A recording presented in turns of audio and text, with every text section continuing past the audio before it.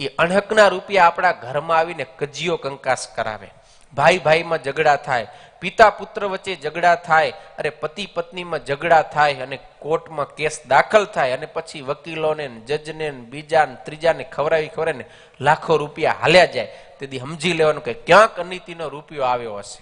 બીજો ઘરમાં કંઈક મંદવાડ આવે, પણ અણહકનું દ્રવ્ય ઘરમાં આવી જાય એ ઘરની અંદર મંદવાડ કરે, દુખી કરે માણસોને, અને દવા દારૂની અંદર પછી હાલ્યા જ જાય રૂપિયા લાખોના બિલ આવે હો. તેથી સમજી લેવાનું ક્યાંક ને ક્યાંક વ્યવહારમાં ભૂલથી ચોંતરી ગયા, અણહકનું દ્રવ્ય આવી ગયું હશે તો જ આ થાય, નહીતર થાય નહીં. એટલે બધી જગ્યાએ નહીં, ક્યાંક જગ્યાએ પ્રારબ્ધને અનુસારે પણ દુઃખ આવે છે, પણ અણહકનો જો આવે અનીતિનો રૂપિયો તો ચોક્કસ આપણને નુકસાન કરે ને કરે. એટલે ક્યારે પણ આપણે કોઈનું અણહકનું એક પાઈ પણ આપણા ઘરમાં ના આવવા દેવાની, બહુ ધ્યાન રાખવું.